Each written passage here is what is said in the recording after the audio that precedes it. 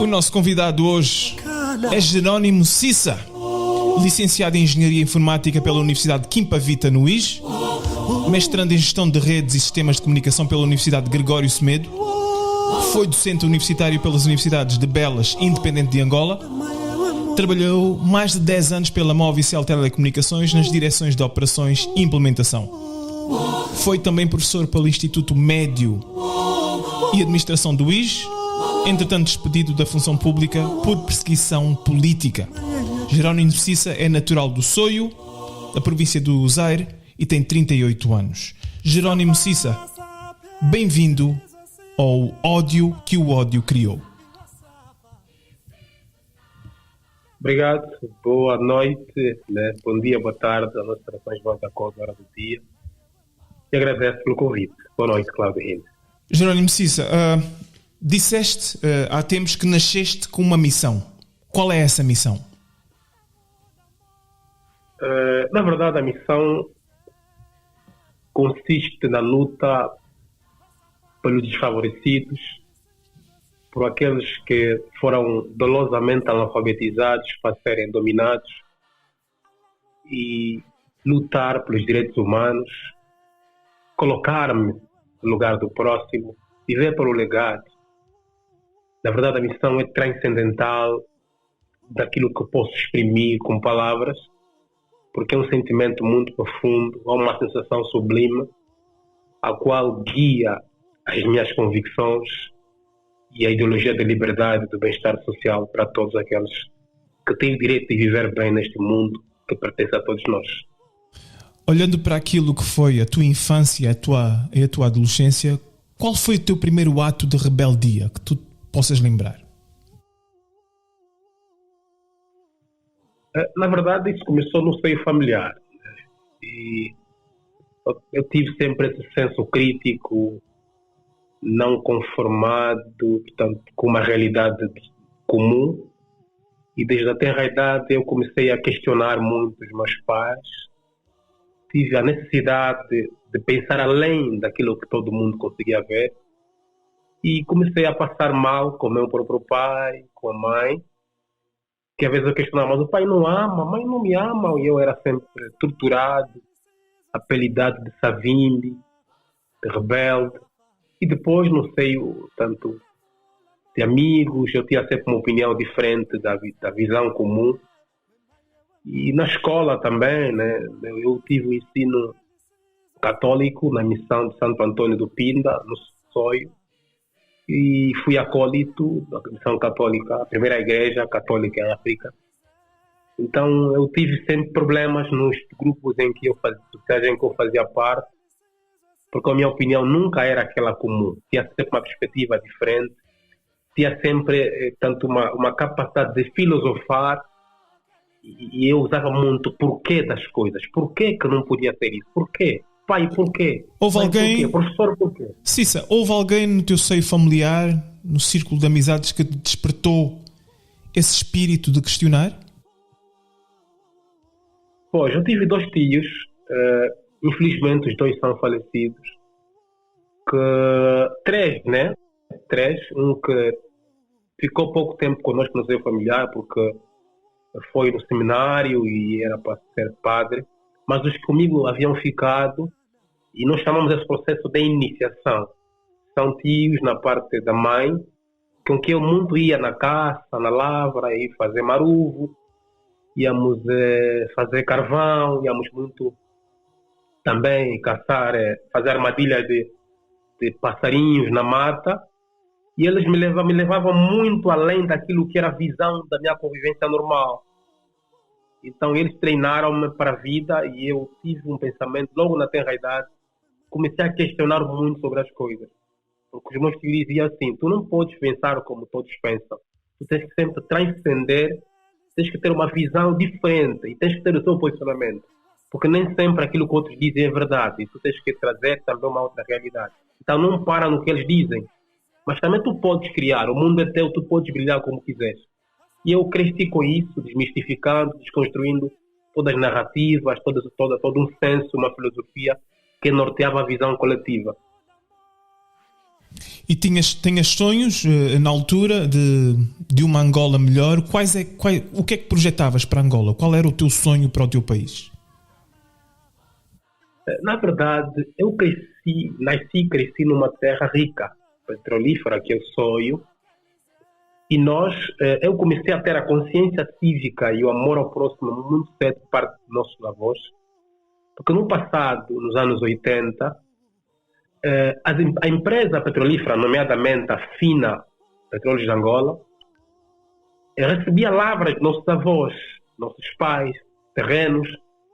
Então colocavam lá sonda, depois ficava um poço que explorava petróleo. E eu perguntava aos meus pais, mas como é que é essa nossa lavra, onde nós colhemos mandioca, portanto colhemos aqui milho, e o pai está a deixar que eles recebam sem pagar nada. O pai dizia, não, portanto, isso estamos a entregar para uma Angola melhor. Portanto, se eles colocaram aqui uma sonda, o Estado vai conseguir construir um hospital, vai conseguir construir uma escola, vai conseguir fazer estrada. E eu questionava ao meu pai, então se nós estamos sempre a dar aqui, e questionava também muito ao meu avô, se estamos sempre a dar lavras, mas aqui no sonho não tem estradas, não tem boas escolas, não tem hospitais. E no passado isso era problema, tanto era motivo de porrada, né? Porque, aliás, crescemos com essa narrativa sociohistórica que bloqueia a liberdade de pensamento, que filho não pode falar política. E eu questionava essas coisas logo com 7, 8, 10 anos, 12 anos, 13, 14 anos. Portanto, isso não era uma questão normal e passei a viver momentos muito sombrios no seio familiar. Mas isso nunca mudou, né?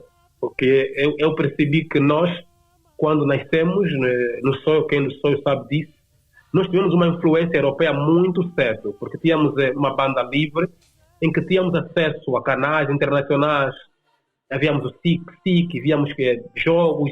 Nós tínhamos uma visão diferente de muitos jovens que estão em Angola que nunca tinham acesso à mídia. Já víamos jogos da Liga Francesa, da Liga Europeia, tanto da Liga Inglesa. Nós tínhamos uma visão muito profunda.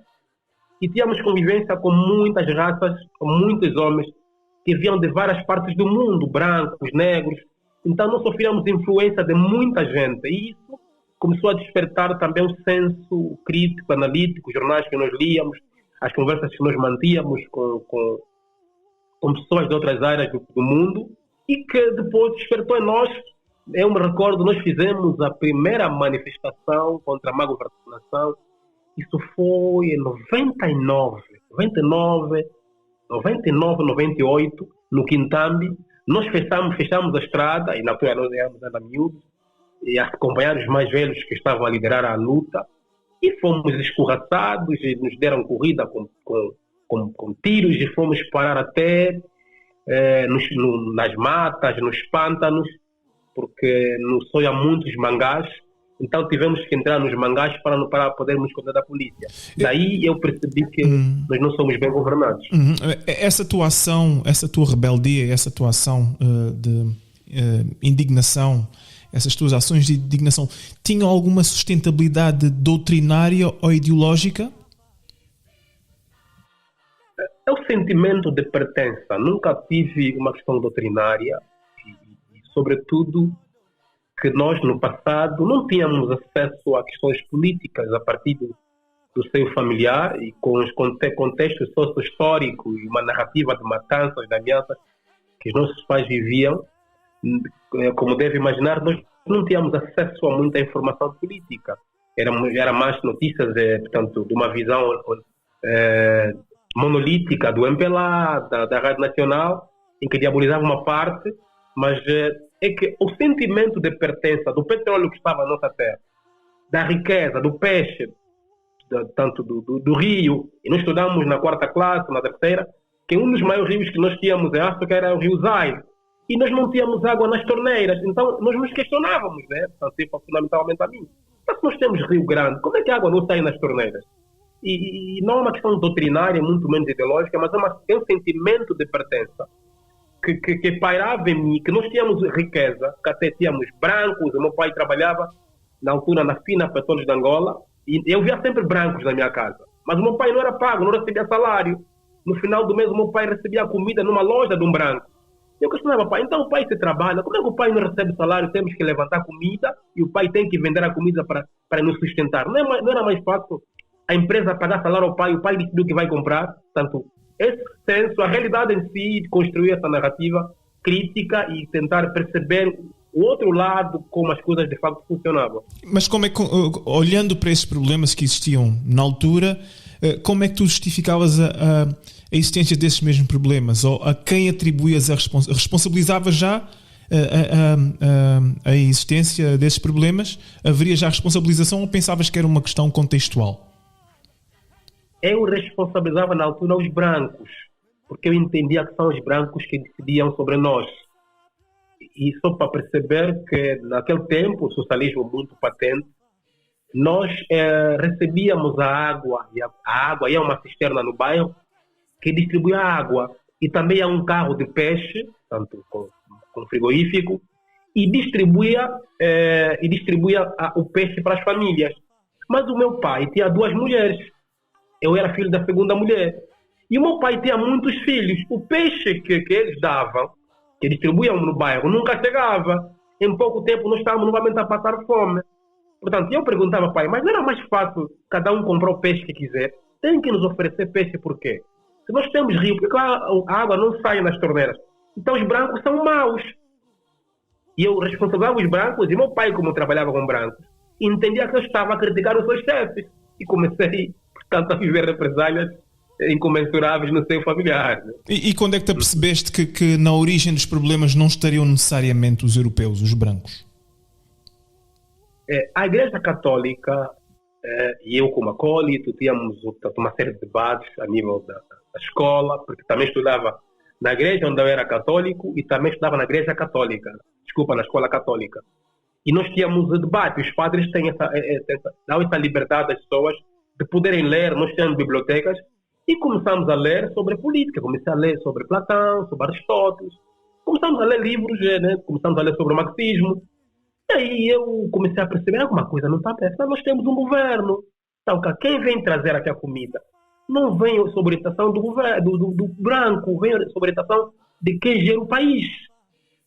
E daí, tanto quando eu descobri que tínhamos um governo que geria o Estado, aí começou já o problema, né? Comecei a deslocar, declinar a responsabilidade a quem, de facto, também é conivente, mas na visão externa, comecei a criticar quem é gestor interno. E eu, muito cedo, e também com a influência dos meus tios, e sobretudo o meu tio, que era seminarista na altura, e sempre que ele fosse de férias, a forma como conversava conosco, e eu me inspirei, disse, eu quero ser como meu tio. Então, todas as vezes que ele estivesse a conversar com seus amigos, quando analisava a realidade social angolana, eu estava ao lado e ouvia eles a conversarem. Mas, por respeito, não era permitido falar, e comecei a aprender, e muitas das vezes até eu me recordo de ter roubado, né, um livro que ele falava sobre ciências políticas do meu tio, e ele depois bateu os meus tios menores, mas eu que havia roubado o livro, e fui lendo daí, e começou o maior problema, né? Comecei a ser, mal encarado na escola, porque quem estudou comigo desde a quinta classe, a sexta até o ensino médio, a licenciatura, o mestrado, sempre notaram esse lado em mim. Eu sempre fui esse jovem, não me fiz porque eu sou ativista hoje, mas nós não tínhamos mídia na altura. Mas nos meios em que nós fazíamos parte, fundamentalmente na escola, eu era chamado como Savimbi, depois passei a ser chamado como Culupinga, passei a ser chamado como reacionário, fraccionista, porque eu sempre nunca tive uma visão daquela visão que era passada. Sempre quis desconstruir e perceber qual é a causa profunda das coisas. E percebi que a causa profunda das coisas era o MPLA, que tinha uma visão monolítica, que norteava a nossa visão de mundo, e também o próprio ensino em si que proporcionava aos angolanos não dava capacidade de libertar as mentes para verem o outro lado da moeda. E crescemos com uma visão única que o MPLA gostaria que nós tivéssemos, mesmo na OPA, onde eu fiz parte, nós éramos treinados a nos esperarmos num Gangula que nunca, portanto, mostrou as bases, não é? E no Gangula era um rapaz obediente que nunca podia mostrar as bases. Essa visão do Gangula norteava que nós temos de ser fiéis a uma visão de mundo que o MPLA nos incutia, que é o marxismo-leninismo, obediência total à história do Estado, mesmo quando elas não estão a funcionar em condições para não subir. Portanto, Cissa, e essa questão, tu tens um fundo religioso acreditavas em Deus e como é que haveria essa compatibilidade entre a religião e a filiação na OPA? Havia compatibilidade entre a religião e a política? Havia, porque, como sabe, desde a monarquia, né, desde o tempo das monarquias, o clero sempre esteve ligado com a nobreza, né? Tanto a igreja, enquanto parceiro social do Estado, tem uma parte em que é colaboração com o Estado, né? Mas refiro-me a um regime comunista, que era o que estava em vigor na altura, que sempre negaram a existência de Deus. Eles diziam, os marxistas caracterizavam a religião como o ópio do povo. E tu, como tendo esse background religioso e depois juntar-te à OPA, eu queria perceber o contexto e as circunstâncias em que isso aconteceu. É o seguinte, a OPA parece uma questão obrigatória dentro das escolas, porque nós não éramos, e nem até nos perguntavam se quiséssemos fazer parte ou não. A estrutura da OPA era já montada dentro da escola. E a católica não tinha como ficar fora disso. Porque ela é uma escola, que era uma escola também que depois passou a ser comparticipada, né? O Estado tinha lá professores que pagava. Então tinha que se criar ali uma estrutura de coabitação ou parceria de alguns pontos. Então nós, como miúdos, de facto, fomos obrigados a fazer parte da OPA, tanto a hastear a bandeira, a ficar ali a entoar o hino, firmes. E quando houvesse atividade, sobretudo quando tivéssemos que receber um governante na escola católica, nós éramos obrigados a nos trajarmos como meninos da OPA e recebermos as instruções como, de facto, um jovem ou um menino deve se comportar numa visão monolítica e com foco à obediência fundamentalmente de um gangula. Mas depois, eu tive um padre português, o padre António, dois padres, o padre António e o padre Amadeu, que nos dava uma visão, não, vocês não são obrigados a fazer parte dessa organização. Mas falavam conosco também com um pouco de receio, para que não fossem descobertos, porque a Igreja Católica, não só eu notei isso, que recebia viaturas da base do Quan, do governo, que apoiava os padres e as madres para poderem se locomover. E também recebia apoios, então não tinha como não ceder. Mas depois nós tivemos que romper isso, porque meu pai ouvia muito a Forga, na altura, a BBC de Londres, a Voz da América, e tínhamos uma visão, o pai ouvia na escondida, mas nós, né, em clandestinidade, mas nós também acompanhávamos, começamos a ter uma visão, não, calma aqui, alguma coisa não está certa, alguma coisa não está certa. E é tanto mais que até depois o meu irmão também mais velho abandonou, não foi batizado, porque nós tínhamos que ser batizados para ser resistado. E o meu irmão perguntava, então que eu sou primeiramente cidadão. O que para ser resistado no Estado como cidadão nacional, primeiramente devo ser batizado na igreja. Essa igreja é um parceiro do Estado, mas não é o Estado. Então, há um conjunto de situações que nos obrigaram, e depois nós na altura não tínhamos também muito poder de decisão sobre a tutela dos pais, então os pais orientavam e uma visão comunista que era ditatorial, tanto uma visão que obrigava que todo mundo tinha que ser do MPLA, fora disso era fatal. Então, com medo também, nós fomos influenciados. E olhando para a religião, Cissa, olhando para aquilo que é a religião em Angola e para aquilo que tu conheces dessa mesma religião, consideras a religião um fator determinante naquilo que é a libertação do povo angolano? Na verdade, a religião em si, a religião hoje, como sempre foi, eu não confesso que aqui eu já não frequento até nenhuma denominação cristã, ou em casa, porque percebi que um dos maiores obstáculos do despertar da consciência social das pessoas é a religião. A religião usa a narrativa do pecado como um bálsamo para anestesia mental. Essa questão do pecado, que as pessoas muitos preferem até não discutirem os seus direitos fundamentais enquanto cidadãos, porque a igreja promete uma vida melhor quando morrerem, então preferem mesmo esperar quando morrerem para terem boa vida. Então não precisam discutir com isso. E a igreja é um parceiro estratégico do regime totalitário que temos em Angola para sonegar consciências, para impor o medo, porque se de um lado há uma ordem jurídica que usa a coercibilidade, pelo qual o Estado se serve usando a polícia, o SINCE e os tribunais sequestrados. Por outro lado, há uma ordem jurídica em que incute na mentalidade das pessoas que haverá condenação final. Então, o ser humano hoje é fruto daquilo que é a influência e, sobretudo, a ignorância dolosamente promovida na estrutura do Estado, colaboração da Igreja. As pessoas preferem mesmo esperar que vivam bem no céu do que na terra. Então, e pensam que no céu vão precisar de carne, de arroz, de casa. Não percebem que depois da morte será um espírito. O espírito não conduz um carro, não precisa de casa. Então, se a Bíblia diz que eu devo vida e vida com abundância, tem que ser aqui onde eu sou carnal. Portanto, a Igreja hoje é um parceiro importante. Aliás, e basta olhar a estratégia do MPLA. A partir do Ministério da Cultura, há um gabinete aí de assuntos religiosos e jurídicos, onde eles conseguem criar seitas religiosas e que não conseguem dar documentos e vão chantajá-los nas momentos das eleições. São esses que depois recebem terrenos do MPLA, em nome do Estado. Então, o que estás a dizer, Cissa, é que não acreditas que a Igreja possa desempenhar um papel fundamental naquilo que é a transformação de Angola? Não acreditas na Igreja? Não, a Madre Igreja, embora com algumas exceções, mas a Madre Igreja ficou prostituta aos caprichos do político. Aqui é onde está o problema. Embora se fale aqui da laicidade do Estado, mas a própria Madre Igreja perdeu o brilho daquilo que de facto seria a reserva moral do Estado. Porque um pastor, um padre, um bispo é uma reserva moral do Estado.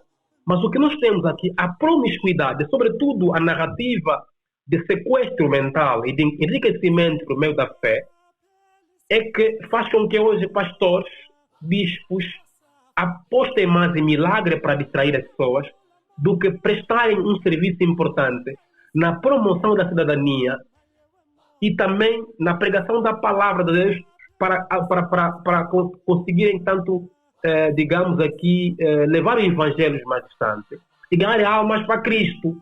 Ou as almas que são ganhas para partir do MPLA. É para a alma que ganha para uma igreja, como por exemplo aquela do Simão Toco, Quimbango, outras igrejas, essas pentecostais que por petência ou apetência pelo enriquecimento que vão se dissociando da igreja mãe, são essas que o MPLA usa e vai chantageando com documentos falsos para dar licença, dar título de superfície e eles dão militantes, ou seja, dão a massa que são os seus fiéis com autocarros que o MPLA encosta nas suas portas. Portanto, a igreja hoje banalizou-se porque o pastor, o bispo hoje está sob subserviência do próprio MPLA. Então não há esperança que a igreja desempenhe um papel para a libertação de Angola. E agora avançando até 2023 e olhando para aquilo que é o ativista, o professor universitário Jerónimo Cissa, que infelizmente teve que abandonar Angola, nós gostaríamos de compreender os motivos que lhe levaram a este exílio forçado. Pois, eu nos últimos anos percebi a necessidade de privilegiar o conhecimento e também de estudar a estrutura, o funcionalismo do Estado. E percebi que todos os governantes, ministros, secretários de Estado, governadores, vice-governadores que se enriqueceram por meio de um documento chamado Orçamento Geral do Estado. Ou seja, as províncias, de acordo com o plano urbanístico de desenvolvimento local, apresentam rubricas, ou seja, obras públicas que vão ser construídas. E quando o orçamento é aprovado, o dinheiro é capimentado para as províncias. Então, o dinheiro, depois de capimentado, não é aplicado nas rubricas pelas quais, ou com as quais se aprovou o orçamento, e o dinheiro vai no bolso deles, desviando para outras empresas. E então, o que é que isso tem a ver com o teu exílio forçado? Na verdade, eu fiz uma denúncia pública do esquema de corrupção do governador do Zaire, Adriano Mendes de Carvalho, e ainda vou fazer mais denúncias, porque ainda vou estudar, falta o segundo capítulo. É que eu, depois de um estudo profundo, e sendo filho do Zaire, percebi que o senhor Adriano Mendes de Carvalho havia tirado empresas que estavam em Kwanza Norte, transferiu, tanto depois que foi eleito governador do Zaire, levou para o Zaire sem concurso público, como a empresa Pistec, Bramov, Unif 300, Firewall e tantas outras. E essas empresas ganhavam milhões e milhões sem prestar nenhum serviço. Então eu comecei a fazer pesquisa profunda, onde tive acesso aos tratos bancários, às ordens de saque dessas empresas, e fiz a denúncia pública. Depois da denúncia pública, eu recebo uma notificação, portanto, do SIC, ou seja, até não recebi notificação. Antes dessa denúncia que eu havia feito do governador, tinha feito uma denúncia também do diretor para a comunicação social, que havia, tanto, desviado o dinheiro da gala para a premiação dos jornalistas. E eu, na altura, quando fui chamado no SIC, no Zaire, constituí um advogado, o Dr. Luvumbulo Seviqueno. Mas depois que eu fiz essa denúncia, eles criam uma comissão que foi para Luanda para me ouvir, e sem que eu tivesse sido notificado. E nesse dia eu estava até na universidade, a dar aulas, recebo o telefonema do Dr. Luvumbulo Seviqueno, que havia alguns efetivos do SIC que iam sair do Zaire para Luanda para me ouvirem, estavam no SIC Cacoaco. Eu disse, mas como é que eles vão viajar do Zaire para Luanda sem que primariamente me tivessem notificado? Diga a eles que eu não vou fazer presente sem que me enviem a notificação. Depois dali, eles pedem o meu número, doutor Luvumbulo Seviqueno, e dizem que não me estavam a conseguir contactar. Eu pedi o número do doutor do SIC do Zaire, liguei para ele e pedi-lhe que me enviasse uma notificação para que eu me fizesse presente. E ele me envia uma notificação para responder no Departamento de Crimes contra Pessoas. E eu perguntei ao senhor diretor do SIC, então se eu fiz uma denúncia de âmbito financeiro e fiscal, como é que eu devo responder no Departamento de Crime contra as Pessoas que se consubstancia... Quem é que apresentou a queixa? Cissa, quem é que apresentou a queixa? Ninguém, até aqui ninguém sabe o que apresentou a queixa. Portanto, eu estava a ser chamado para responder contra a difamação e calúnia, e depois que nós reclamamos, eu fui ao Maivon William Antoné, avaliamos a notificação, falei com o advogado Dr. Zola Bambi, e percebemos que a notificação estava errada. Então eu questionei, se eu fiz uma denúncia de âmbito financeiro e fiscal, por que eu tenho de ser notificado para responder sobre crime contra pessoas? E ele depois me diz, o senhor não, vou dar o número do responsável que veio para Luanda para falar contigo, o senhor Elias Miguel, que é um chefe de departamento a nível da província sobre crimes financeiros. Quando contacto o senhor Elias Miguel, diz-me, não, Cissa, podes aparecer, nós vamos conversar, isso vamos esclarecer lá antes de você ser ouvido. Ele disse, não. A questão de instrução processual e, sobretudo, notificações devem ser claras. Diga-me qual é o crime pelo qual estou a ser chamado. Ele depois me manda um outro número de processo para responder se o crime é de peculato. E eu disse, está bem. Então, devem retificar a notificação.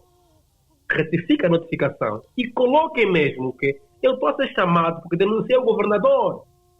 Dia seguinte, eles retificaram a notificação e nós depois nos preparamos como advogado. No dia 19 de agosto, nós fomos para lá. Fomos para lá, ouvidos, questionaram-me porque era eu o autor da notificação. Eu assumi que de facto era da minha autoria e perguntaram por que eu havia feito. A denúncia, eles quiseram saber quem era o autor da denúncia. Nunca disseram. Nunca disseram. Não mencionaram quem foi que apresentou a queixa, quem fez a denúncia contra o Jerónimo Cissa. Nunca disseram. Não. Eles haviam dito que, na verdade, logo ouviram a minha denúncia, viram um inquérito. Tanto mais que antes da minha audição, eles haviam dito que o governador e o secretário que estavam envolvidos no esquema estavam constituídos como arguidos. Então, um advogado de flexibilidade disse isso, pode falar à vontade. Afinal, o documento lido na audiência que tivemos era um documento falso, não existia. E depois que eles me ouviram, E nós, eu, o meu advogado, o Dr. Labam, acompanhado dos deputados do Círculo Provincial do Zaire pela UNITA, ou Frente Patriótica, apresentamos os tratos bancários das empresas e ordens de saque e a lista de todos os movimentos feitos ao SIC. Eles disseram na justiça, está bem, assinaram o protocolo, nós já me entrega esses documentos, e depois, eles disseram assim, pode estar à vontade, nós vamos dar sequência, porque até você já ajudou, vamos continuar a investigação a nível da província. 3 dias depois... Foi a garantia dada pelo SIC, que iriam investigar os elementos de prova que foram apresentados. Pois. Mas depois de 3 dias, eu recebo 2 notificações para responder no dia 16 e dia 17 de setembro, para responder em outros casos que não era aquele caso em que eu estava a denunciar. Com nome errado, não havia número de processo, nem a condição pela qual estava a ser notificado, ser como arguido ou como declarante, e nem sequer o crime pelo qual eu podia, portanto, responder no SIC. E eu disse que não podia me fazer presente, porque até eu não respondo pelo nome que constava a notificação, e que dissessem em que condição estou a ser chamado, quem que fez a queixa, e depois colocassem o número do processo. Tanto quando eu recusei e pedi, esperávamos que de facto eles tivessem feito a retificação da notificação, começaram agora a onda de perseguições. Portanto, começaram a aparecer pessoas armadas, junto à volta da minha casa, e começaram a frequentar os estabelecimentos dos meus irmãos armados. Um grupo até arrendou uma casa de frente à Universidade Independente, a minha atrás, e o outro grupo frequentava muito a Universidade de Belas, começaram a frequentar a Movicel. Onde lecionas, as universidades onde lecionavas? As 2 universidades onde lecionava, pois, começaram a frequentar as universidades e começaram a aparecer pessoas em minha casa, zungueiras. Mano Jerônimo está aí, queremos só lhe vender cana, queremos lhe vender tomate. Mas o Mano Jerônimo, vocês conhecem? Não, disseram que ele gosta de abacate. Oh, vocês conhecem o Mano Jerônimo? Não, queremos só saber que ele está aí, nós queremos lhe vender abacate. Não, mas o Mano Jerônimo não compra abacate assim, vocês não conhecem. Começaram a aparecer pessoas aí vender coisas na minha casa, até vender martelos e eu nunca... Quer dizer... É lamentável. Mas, então, Cissa, o governador respondeu e foi através da MFM, através do apresentador Jojo, acusou-te de maluco, o apresentador Jojo, e o governador disse que fazes parte de uma quadrilha de contrabando. O governador Adriano Mendes de Carvalho. É o seguinte, depois que eu acabei de fazer a minha pesquisa, eu denunciei no grupo do Zaire que podia fazer denúncia até a terminar, e anunciei que o Presidente da República foi estava para inaugurar a base naval do Sonho na segunda-feira. E isso seria no dia 10. No dia 9 de agosto, domingo, eu faço a live. Mas antes de eu fazer a live, depois que eu anunciei que podia fazer a live, um jovem, que até é o irmão, a afinidade, o senhor Augusto Goma, que está no Canadá, e o senhor Paulo Bundi, que são primos meus, e o governador entra em contato com o senhor Bundi, e o senhor Bundi entra em contato com o Augusto Goma. E eu, a chegar em casa, recebo o telefonema do Mano Goma, uma mensagem: Mano Cissa, como é? Estás em condições para participar de uma live agora? Eu disse: mano, estou cansado, dar aula cansa, estou mesmo cansado, não vou conseguir. Mas posso participar na próxima vez. Passados alguns 5 minutos, eu vejo uma chamada do Mano Goma, não atendo. Afinal, era o governador que conversou com eles para me subornar. Houve uma tentativa clara de suborno por parte do governador Adriano Mendes Carvalho, governador do Zaire. Tentou de subornar. Certo. Quais eram os valores envolvidos nesse suborno? Os valores envolvidos? Não me falou de valor porque eu não atendi a chamada, eu não aceitei. O Mano Goma, quando me manda, ele liga para mim e eu não atendo a chamada, depois manda mensagem, mano. Na verdade, ele faz um print onde estava ele, o senhor Hermenegildo Bundi, que é empresário que estava a procurar obras no Zaire, depois até posso mandar a fotografia dele com o governador, e o seu governador. Tanto ele manda mensagem, mano, na verdade não era live, era uma conversa com o governador. Eu disse, mano, nunca mais volto a fazer isso. Nunca mais volto a fazer isso. eu não posso colaborar nisso. Nunca volta a fazer isso. Primariamente, diga ao senhor que eu vou fazer denúncia, tenho todos os documentos do seu esquema de corrupção. E a bem da nossa irmandade, não volte a colocar-me com essa gente corrupta. Mas o governador Adriano Mendes Carvalho diz que tu és maluco e fazes parte, utilizou os microfones, utilizou o Jojo, apresentador da MFM, através de um áudio, a dizer que tu és maluco, e o governador diz que fazes parte de uma quadrilha de contrabando de tratores do governador do Zaire. Pois, alô, mano, me está a ouvir? Sim. Pois, depois eu fiz na live, eu falo do esquema da tentativa de suborno do governador. O senhor Mendes Gido Bundi, coagido pelo governador, faz um áudio a me chamar de maluco, a me chamar que eu estou a ser mandado, que estou portanto, a querer fama por isso, então o Cissa está a ser mandado, o que ele mandou. O governador nunca disse nada que queria subornar o Cissa, mas ele queria esclarecer uma coisa ao Cissa. Eu disse, então eu não sou do governo, eu não estava na administração.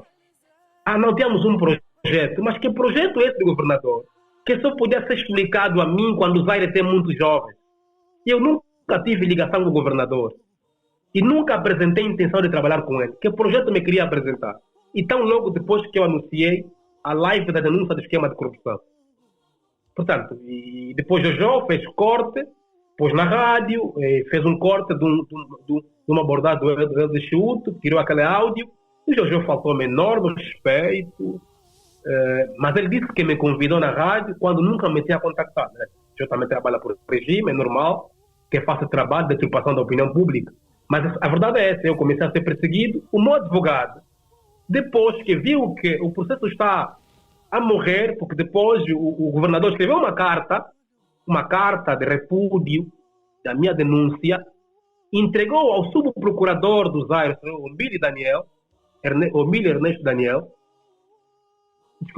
Ombili Daniel, que assinou e carimbou em nome da PGR, onde repudiava que os cidadãos não podem denunciar o governador, porque até o governador é inocente. Se a PGR é que garante a legalidade a favor do Estado e que devia promover um inquérito, uma investigação, depois da denúncia pública, nos termos do artigo 77 da Constituição da República, é a mesma PGR que foi orientada para fazer um comunicado em nome do governador. E hoje o governador do Zaire ficou bailarino, dança nas festas, nos casamentos, agora está dançando na igreja, portanto agora ficou populista.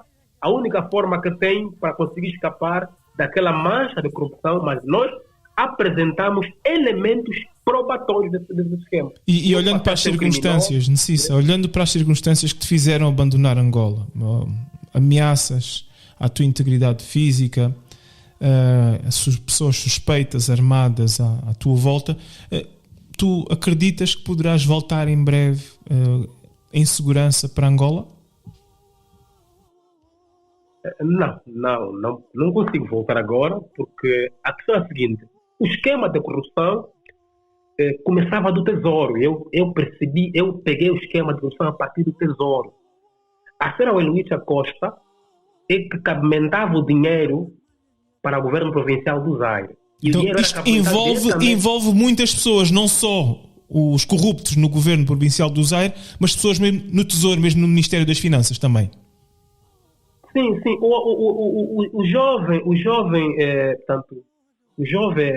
O secretário do governo era funcionário do Tesouro.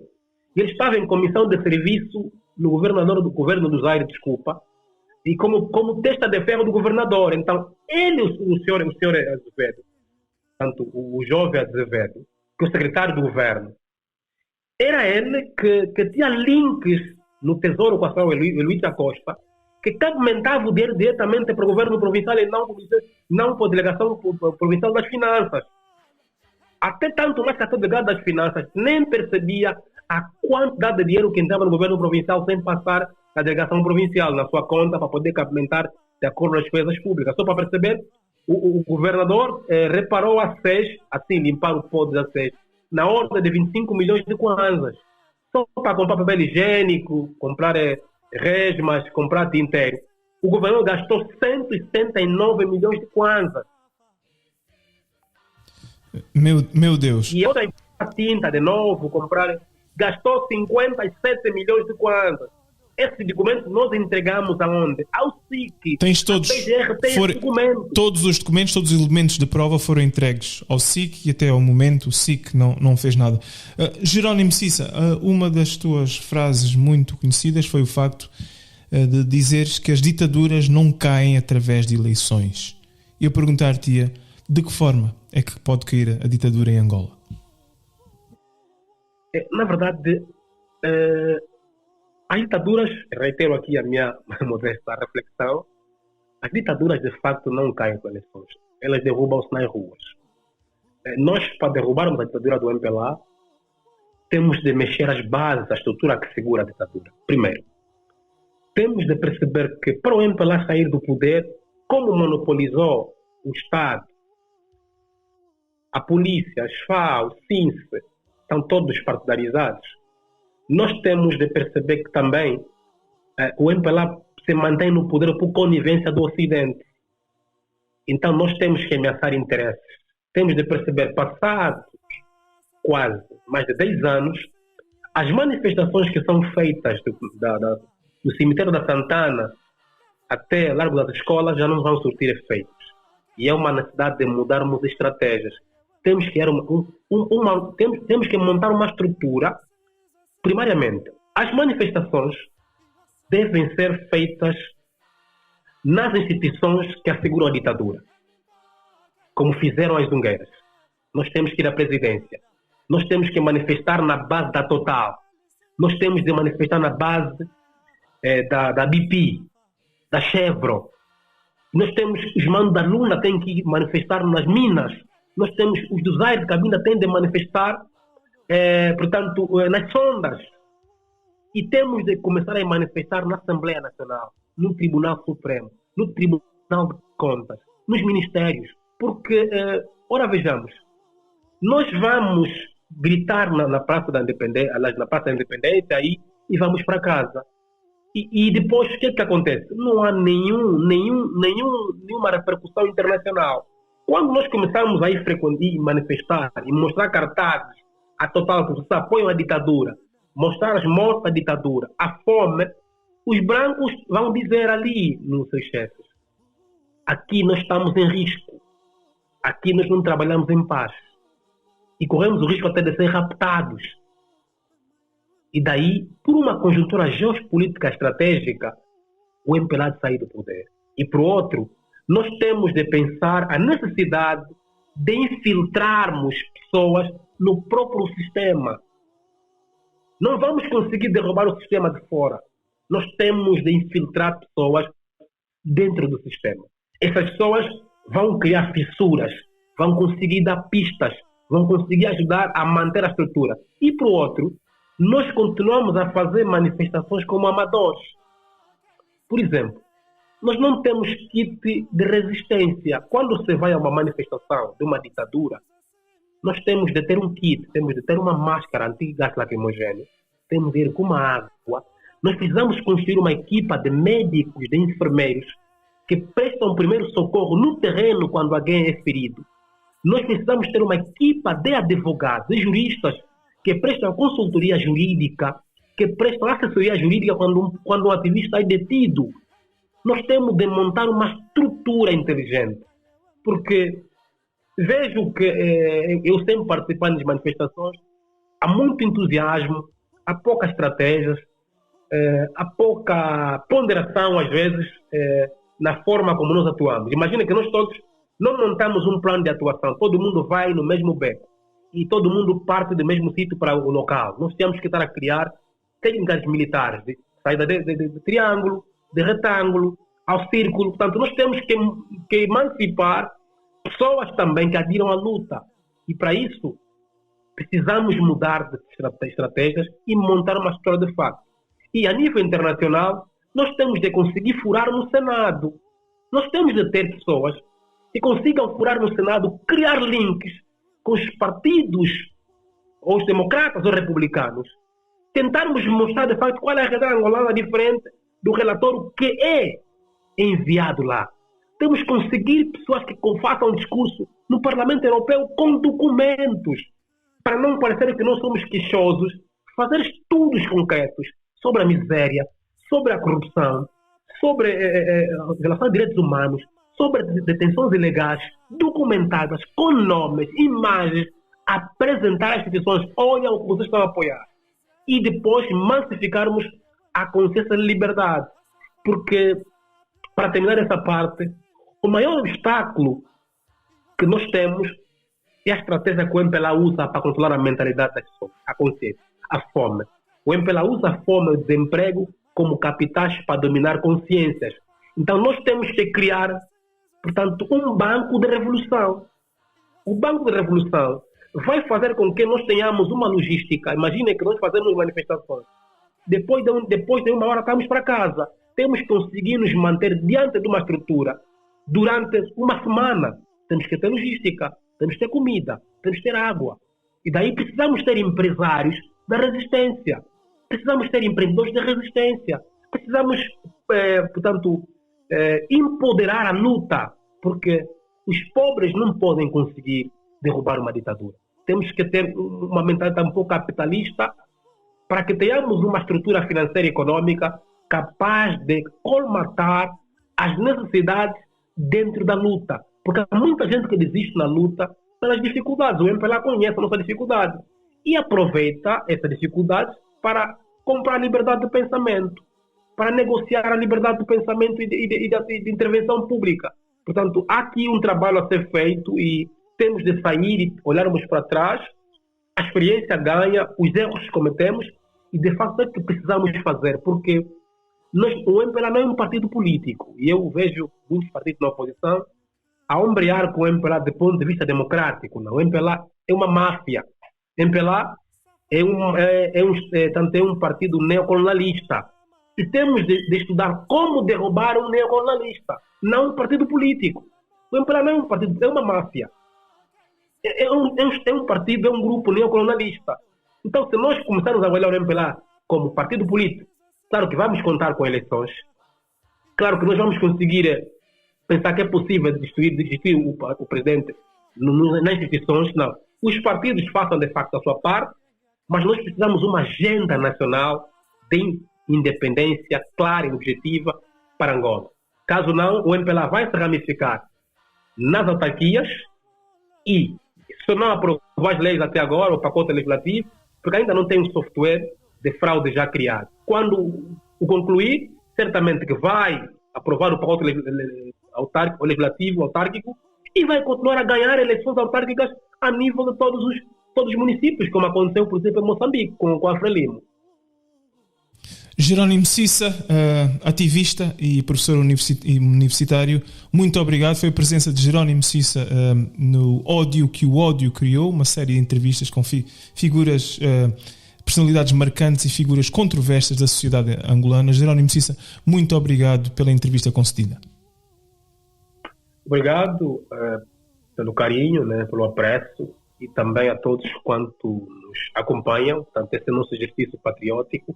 Apelar aqui aos jovens que não cansem, o futuro, portanto, está garantido, precisamos nos preparar para os novos desafios, precisamos nos unir, nenhuma ditadura é eterna, a vida é feita de ciclos e que certamente que chegar-se-á o dia em que a ditadura há de cair, mas só cairá se nós formos persistentes, obstinados e focados à, de facto, liberdade que nós queremos.